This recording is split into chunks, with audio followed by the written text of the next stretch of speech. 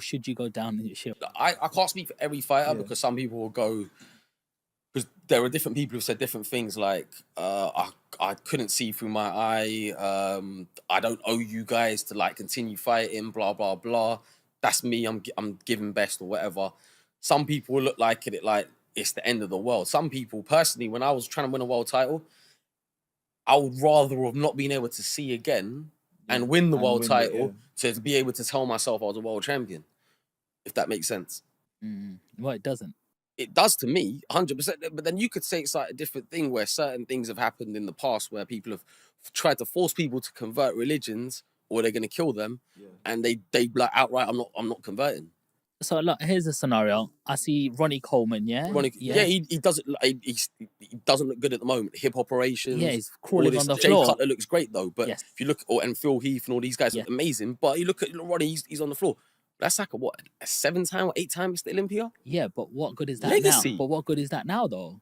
But Legacy. He's like 50. Yeah, and when I think people live to 70, 80 has got no quality of life. They say boxing's about how bad do you want it. Those are the extremes that people are willing to go through to get it. You're willing to die. Ronnie Coleman was I think it was 8 times he won it, yeah? So what? That's like the same as Lee Haney, I think it was. Ronnie Coleman's Mr. Olympia. So he's the best physique in the whole world. So we're talking aesthetics here. There are a lot of guys aspiring to even obtain an okayish physique. But is that worth it? Just looking up at your mantelpiece and you see a trophy there, but you can't do what your how friends are doing. How many people did he inspire to go into bodybuilding? How many people look up to? How many kids? I got a perfect example of this. Yeah, have you ever seen the film Troy? Yeah, Brad Pitt, Troy. Yeah, Achilles basically. When he comes out and he goes, he makes the decision. The woman goes, if you stay here, you have a great life. His mum said that to him. If you go to the war, you'll die, but your name's gonna live forever. That is the mentality that some guys have. I'd rather die and my name live forever. Exactly. And when the little kid, when he was with 2 girls, and he goes up to him, he's like, "They're waiting for you." He goes, "Come back to me in the afternoon." He goes, "It already is the afternoon." He come back to me in the morning. He goes, "It's the afternoon." He goes, "Okay." He goes, "But the guy you're gonna fight now, he's so big. He's so this. He's so that. I wouldn't fight him." And he goes, "And that's why no one will remember your name." It's the exact same thing. In 60, 100 years' time, 100 years' time, all 3 of us should be passed. Who's going to remember who? Yeah, that guy, who's going to be his legacy still lives on now. Exactly. How much does your culture play a part in your mindset? Massively. Yeah, see, I grew up to be, I'm growing up a Sikh, from Sikh family. So we've always had the mentality that we come from, we are a warrior race. So to go in and fight, like, I'm representing a whole race of warriors. I've got to go out and perform. I've got to show that we have a fighting spirit of a warrior. So that's sort of that's a big part of my life. Is this something you talk about with your family, Tony? Of course, of course. Like your granddad, dad. My father, my grandfather said, when you go out there, you're representing us. So you need to go out there and give it everything you got. If you're not willing to go out there and give it everything you got, don't do it. And I say that there's a lot of fighters that like they want to represent the culture and everything like that. If you're not going out there to perform, shine, and represent us like the warriors we are, don't go out and represent us, because we don't want that. We don't want that image. Is that extra pressure? Yeah, absolutely. I told it's what we was born to be. He was in the changing room, and I'm thinking, this guy's getting scared. He sees like we're in Africa, there's loads of black guys running around. Some people try storming our changing room. You freaked me out when you was talking about some of the stuff you was talking about. I was telling him, look, at the end of the day, you come from a good community. You had warriors like Baba Deep Singh, Harry Singh Nalwar. I'm like, and you're sitting there telling me, I don't know if I want to go out there now. Like, man up, go out there, knock the guy out. No, he started telling me, there's this place called the Volta region, and they do like black magic and stuff. They do I was shitting myself. I was like, I was just giving him a bit about their culture and stuff. Like, but yeah, like I told him, look, at the end of the day, you come from a good stock of people. Represent. Telling me that, and then 2 weeks later, he goes, apparently some juju happened. The guy had a heart attack in the middle of the ring or something. I was like, what? What? Freaked me out to the max, bro. This guy's crazy. Where you got me a fight, man? Basically, he comes from good stock. He needs to remember that when he's in battle. That's anyone in general. Like, just think about your pedigree, your stock, where you come from. I like to look at it like that. Like, even when I was a young kid, like, always look at it like. Other thing, when we did the ring walk, I had like arranged like a really cool ring walk for me, where I had like like an army walked me out. He said, Tom, be careful, because some of these guys, they're not quite like a health and safety conscious, so the gun might go off.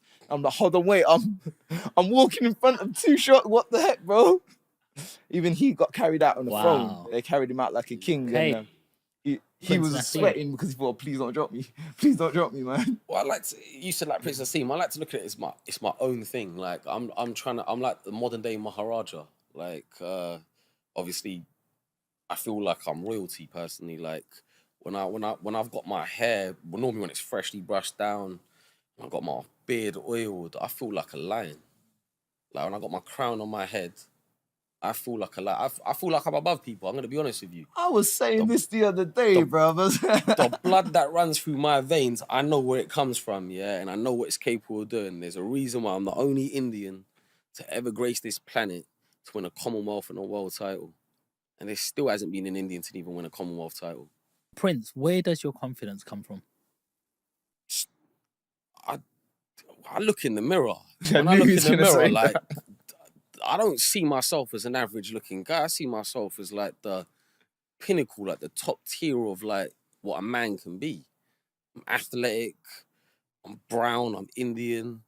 I look incredibly good. The cheekbones, the jawline, sculpted by Michelangelo himself, the straight white teeth, the girthy lips, the thick, dark Indian locks, 100% Indian Remy hair.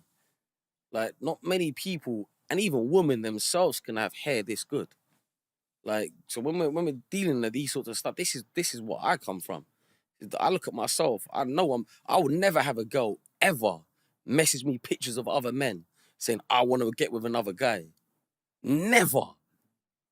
Any of my wife, if any girl ever, any girl you got, bro? ever says to me that they want to get with another guy, that's P45 getting kicked out. Like, never. Do you know what? I really love your confidence, and I think more people should have that. And there's certain people sitting at home. You are what you think. If you're at home thinking, "Oh, I'm so shit, my life's crap, I'm ugly," everyone's gonna visualize you. There's like an experiment they done once with a plant, and I think you might even know this one. There was one plant where every time they would water it, they'll say, "You're the best plant in the world. You're this, you're that." The other one, they were like, "Oh, you're so shit. You're so ugly. You're so this." The one that was given the positive, like, energy grew better than the other one. Both had the same water, same soil, same light. The only thing was energy. So I've still got people, all the haters out there, the Khan dick hangers who just love him and idolize him as if he's like a god to them, who love him even though they shouldn't be idolizing a man. They're all like negative to me, but I'm so destined for success that it doesn't even matter. You could say all the negative stuff. You could do all the juju, the black magic. It don't even matter because it's destined. Prince, I've seen some good-looking guys out there, and then you see me, and you're like, damn. I've seen some good-looking girls out there as well, but you know, they're in a group of friends. They're always the quiet one. They're afraid to have any sort of attention in case they say the wrong thing. I've seen people in the boardroom who never get that promotion because they're not going, "Oh, I can do this," because they just don't have that confidence. And they're content with their normal wage when they can get to the next level. I get that. Yeah, I've seen that. They're not content, but they're looking in the mirror and they don't see what you're seeing. Yeah. Do you know what I mean? One person could say you're ugly. Another person could say you're the best. No. But a next person. Nobody ever said no, straight heterosexual girl calling me ugly. Listen, and there's some woman could say they could be EDL, they could be BMP, reform, whatever. Yeah, they see me, they'll be like, "I want that Indian tonight. I fancy that Indian tonight." But you know, there's another version who could say you're the best thing that they've ever seen. Yeah, it's true. But no matter what it is, you always believe I'm the best. Yeah, absolutely. And, you know, you're always going to, if you've got a 50-50 chance, you're always going to get that chance because you're there front, believing in yourself. What I'm trying to really get down into, where does that come from? What happens when you have that bad day?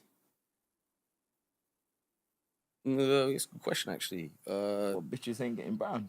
They're not getting brown that day, are they? What, like, for example, if I had a bad spar or whatever and someone gets the better of me? Whatever that bad thing is in your day. I've only ever lost one fight.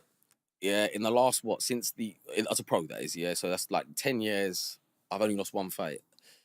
It was painful. It was very painful.